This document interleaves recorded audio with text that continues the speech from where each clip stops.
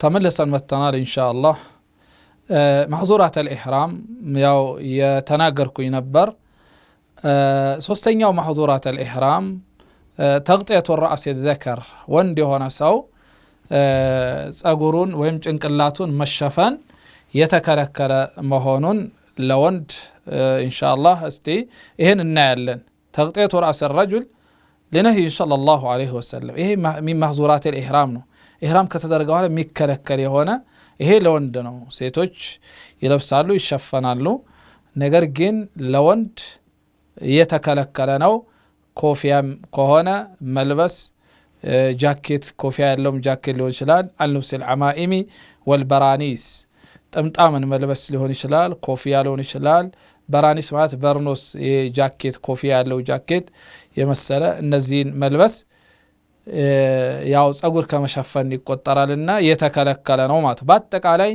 ሐጅ ኢህራም ላደረጉ ሰዎች ያው የልብስ አይነቶች ወደፊት መጣ እናያለን قال العلامة ابن القيم رحمه الله تعالى من يلالو كل متصل ملاس يراد لستر الرأس كالإمامة والقبع والطاقية وغيرها ممنوع بالاتفاق እንግዲህ ኢብኑ አልቀይም ረሂመሁላህ ምን ይላሉ ኩሉ ሙተሲል መላሲን አለ እንግዲህ ከልብስ ተቀጥሎ የሚነካ ራስን የሚነካ የሆነ ተያይዞ ይራዱ ለሰትር الرأس ጸጉር ለመሸፈን የተፈለገ እንደ ኢማማ እንደ ቆብ ነገር እንደ ኮፍያ እና ወጣቂያ ቆብ ማለት እንደ ቆብ ነገር ወጣቂያቲ እንደ ኮፍያ የመሳሰሉ ሌላም አይነቶች ለጸጉር መሸፈኛ ተደርጎ የተሰሩ በአጠቃላይ መልበስ የተከለከለ ነው ለወንድ ይላሉ ወሳውን ካነ الغطاء معتادا ከዚህ በፊት በአደት የሚሸፈን ነገር ቢሆንም ከኢማመቲን አምላ እንደ ቅርጣስ ጨርቅ ነገር መጣል ሊሆን ይችላል ሌላም አይነቶች ቢሆኑ አደትም ባይሆኑ እንኳ ሐጅ ኢህራም አድርጎ ከገባ በኋላ ካንገት በላይ መሸፈን የተከለከለ ነው ለወንድ ማለት ነው ኢላ ሪዳአይን ሁለት ፎጣዎች ከላይና ከታች አንዱን አገልድሞ ከላይ አንዱን ይለብሳል ከዚህ ውጭ ወላ ፓንት የሚባል ወላ ቲሸርት ወላ ቦዲን ወላ ሌላም መልበስ አይቻልም ነው እና በዚህ ላይ ጸጉር መሸፈን ለወንድ የተከለከለ መሆኑን በዚህ እንረዳለን ነው ولكن وله أن يستزل بخيمة أو شجرة ጎጆ ላይ እንደዚህ ክፍል ነገሮች ወይም እንጻ ስር ላይ ሆኖ ፀሐዩ ሲያቃጥለው ቢጠለል ዛፍ ስር ሆኖ ወይም በቤት ቢጠለል ችግር የለም ነብዩ መሐመድ ሰለላም ضرب له خيمة እንግዲህ ምናም ላይ ጎጆ ወይም ዱንካን ተሰርቶላቸው ነብዩ መሐመድ ሰለላም ሙህሪም ሆኖ እዛ ውስጥ ላይ ከፀሐይ ተጠልለዋል ችግር የለም ነው መኪና ውስጥም ቢሆን ሌላም መኪና ውስጥ ሆኖም ቢጠለል ችግር የለውም ይቻላል ማለት ነው ወይጁዝ له أن يحمل على رأسه متاعا لا أكثر بالتغطية እቃውን ካን ጭንቅላቱ ላይ ቢሸከም ምናልባት የሐጅ ስራ ያዘውን ጸጉሩን ለጭንቅላቱ መሸፈን ካላሰበበት ይሄ ችግር የለውም እላለሁ ስለዚህ በአጠቃላይ ግን ወንድ ሆነ ሰው ካንገት በላይ መሸፈን የለበትም ነው በአራተኛ ደረጃ من محظورات الإحرام لبس الذكر المخيط على بدنه أو بعضه من قميص أو إمامة أو سراويل በዚህ ሐዲስም ላይ የተሰፋ ነገር መልበስ ለወንድ ክልክል ነው ለሴት ይበቃል በተቃራኒ ቀደም ወንድ እንግዲህ ጸጉር መሸፈን የለም ስንል ሴቶች ይሸፈናሉ ነገር ግን ወደፊት ይመጣል ንቃብና ንቃብ ወይም ቡርቆ የሚለው እና ቁፋዘይን ለጆቻቸው ጓንት ያደርጉም ሴቶች ፊታቸውም አይሸፈኑም ማለት ነው እና ወንድ ከሆነ ግን ሙሉ ለሙሉ የሚሸፈነውን ልብስ የተሰፋን ልብስ ሙደወር ሆነን ልብስ ለሙሉ አካሉም ቢሆን ባዕድ አካሉም እንደ ፋንት እንበለው ቁምጣ እንበለው ባዕድ አካሉም ቢለብስ ወይ ቀሚስ ሊሆን ይችላል ጠምጣም ሊሆን ይችላል ሰራዊል ሱሪ መልበስ ሊሆን ይችላል ሐጃጅ አብያድ እና ፎጣዎች ካላገኘ ሱሪ መልበስ ይበቃለታ ነብዩ አለይሂ ሰላም ማህዙራት ሲከለክሉ ግን መልበስ የሚከለከለውን ሲጠየቅ የሚበቃለት ነው የተናገሩት ነብዩ አለይሂ ሰላም وما عمل على قدر العضو بسونة لك يتسرى ملبس አይቻልም كالخفين عند ሁለት ጫማዎች ቁርጭምጭሚት ላይ አልፎ የወጣ ሽፍን ስለሆነ ነው ኹፍ ነጠላ ጫማ ግልጽ ነው መልበስ አለበት والقفازين የእጅ ጓንትና والجوارب جورب شراب عند ካልሲ ማለት መልበስ የተከለከለ ነው ይሄ ለወንድም ለሴትም ማለት ነው ሴት ለእጇ ጓንት አታረግም ወንድ ካልሲ አያደርግም እና ኹፍ ማያደርግም ማለት ነው ይሄ ለሁሉም ነው لما في الصحيحين أنه صلى الله عليه وسلم سئل ما يلبس المحرم حج إحرام አደረገ ሰው የሚለብሰውን ተጠየቁ ምን ይልበስ ተብሎ ሲጠየቁ እሳቸው ግን የተከለከለ ነው የተናገሩት የሚለብሰው የታወቀ ስለሆነ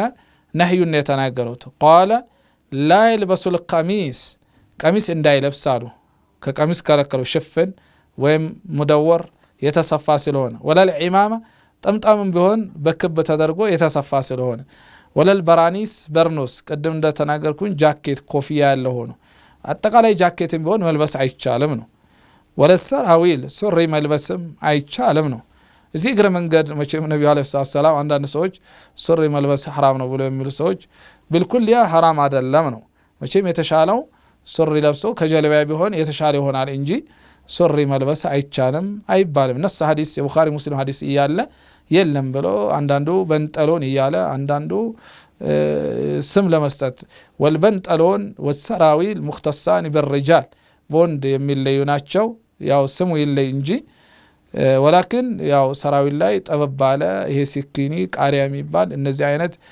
ሱሪዎች حرام ናቸው መልበስ ያለ ሰራዊልን ፈድፋድ ሰፊ የሆነ ሱሪ መልበስ ነው ሌላም ጊዜ እንደሚፈቀድ ነው ነብዩ አለይሂ ሰላም ሁጃጅ ግን ሱሪ መልበስ የለበትም እነዚህ ሪዳዓይን አብየደይን ሁለት ነጭ ፎጣዎች ወይም ጋቢዎች እያገኘ ሱሪ መልበስ የለበትም ነው ወላ ሰውበን ልብስ መልበስ አይቻልም መሳሁ ወርሱን ወላ ዘዕፈራን ይሄ ወርስና ዘዕፈራን ማለት እንደ ቅጠል አይነቶች ናቸው ሽታ ያለው ሐጅ ኢህራም አድርጎ አንድ ሰው ከገባ በኋላ መጀመሪያ ላይ ኢህራም ነው ሽቶ መቀባት እንጂ ሽታ ያለው ነገሮችን በአጠቃላይ እንደ ወርድ እንደ ዘዕፈራን እንደ ወርስ የሚባሉ ነብት ቅጠል አይነቶች ናቸው ሽታ ያላቸው ይሄን መጠንቀቅ ያስፈልጋል ማለት ነው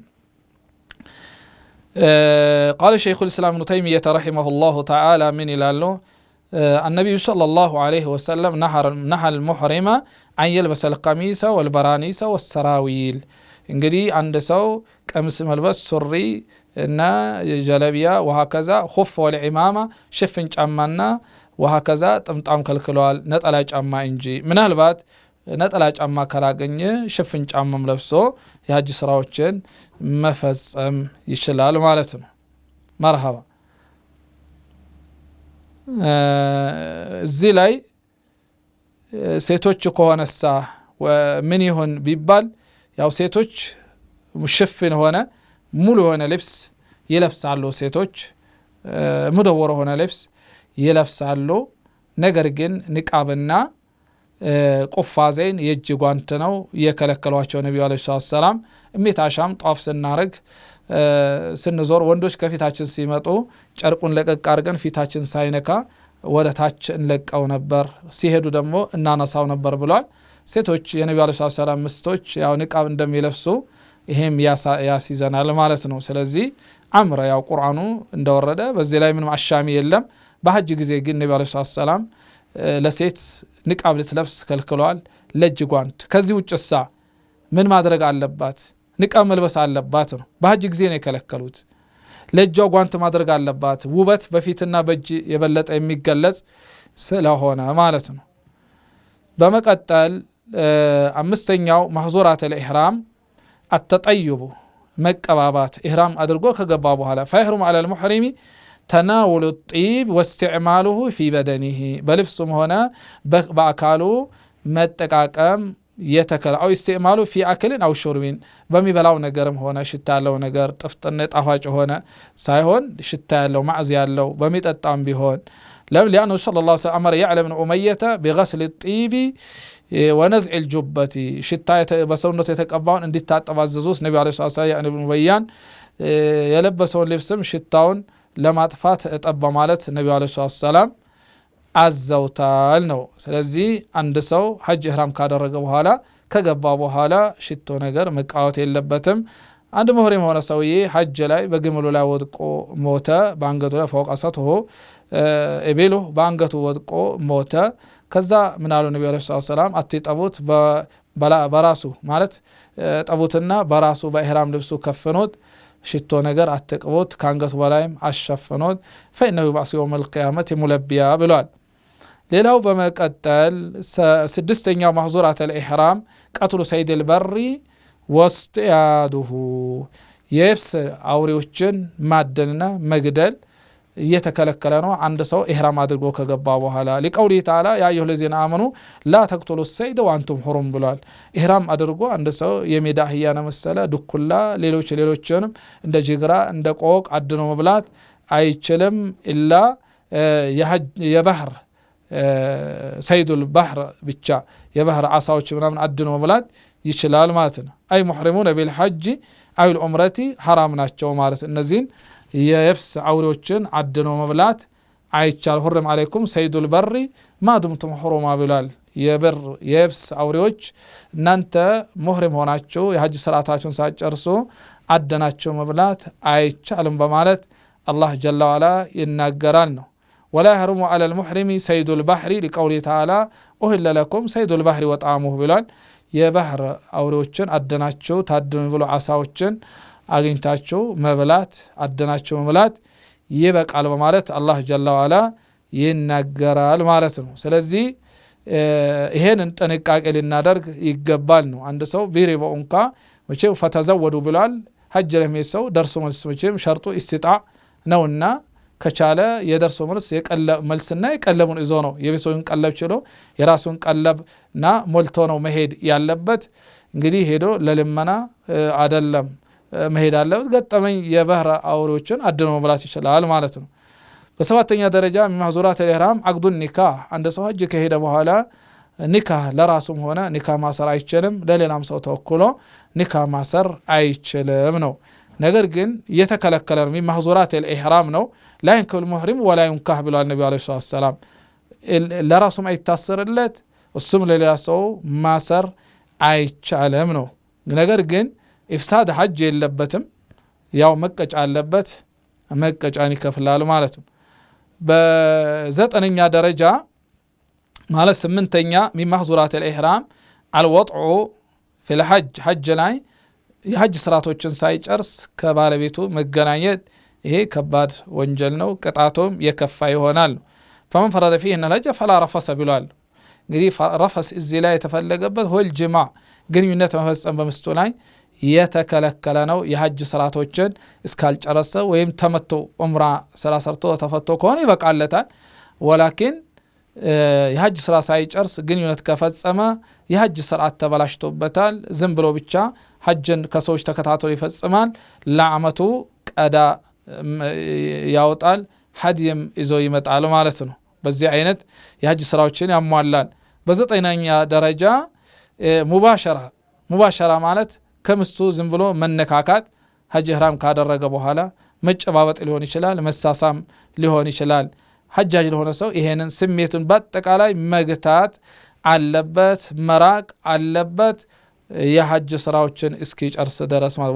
ወልሙራዱ ቢልሙባሸረቲ ሙላመሰቱል መርዓቲ ቢሻህዋ ምስቱን በሻህዋ ማየት፣ ሌላው አጅነቢይን በሻህዋ አፍጥጦ ማየት ይሄም ሐራም የተከለከለ። ሁጃጆች በተለይ ሐጅ ላይ ከአጅነቢ አብሮ ሴቶችም ወንዶችም የሚሰሩ ስለሆነ አይናቸው መስሙ የትኛም ቦታ ቢሆን አላህን መፍራት ያስፈልጋል። በተለይ ኻሰተን ሐጃጆች በይቱላህ ውስጥ ሆኖ አጅነቢ መመልከትና ማየት ከዚህ ከመሳሰሉ በጣም ጥንቃቄ ሊያደርጉ ይገባል ማለት ነው። እነዚህ ነገራቶችን የተጠነቀቅን መተግበር ያስፈልገናል። ፈመን ፈረደ ፊሂነ ልሐጀ ፈላ ረፈሰ ወላ ፉሱቀ ወላ ጅዳለ ፊል ሐጅ ባለፈው እንዳሳለፍ ነው። እነዚህ አይነት የሆኑ ነገሮችን ጥንቃቄ ማድረግ ያስፈልጋል። ይሄ ከተፈጸመሳ ቀደም ያልነው መቀጫ ቅጣት አለበት። ቅጣቱ ምንድነው? ቀደም እንዳየነው እነዚህ ማህዙራተል ኢህራሞች የፈጸመ ከሆነ 3 ቀን ይጾማል ወይም ለስድስት ምስኪኖች ያበላል ወይም ካገኘ እርድ ያርዳል ማለት ነው። ስለዚህ ኢንሻአላህ አላህ ይወፍቀንና እንግዲህ የቻልኩትን አክል ይህንን አቀርብላችኋለሁ። እንግዲህ አላህ ኢኽላስ ከወፈቃቸውና ኢትባዕ ሐቂቃ ከወፈቃቸው ሰዎች አላህ ያደርገን። የሐጅ ሰላቶችን በአጠቃላይ ያው በኢኽላስና በኢትባዕ ነው መፈጸም አለብን። በዘፈቀድ መሄድ የለብንም። በዚህ ላይ ያሳድረዋለሁኝ። ሌላ ጊዜ ኢንሻአላህ እስከምንገናኝ በሰላም አላህ ሁላችንም እያቆየን እያልኩኝ አቆማለሁ። ወሰለ ላሁመ ወሰለም ዐለይሂ ወዐላ አሊሂ ወሰሕቢሂ ወሰለም።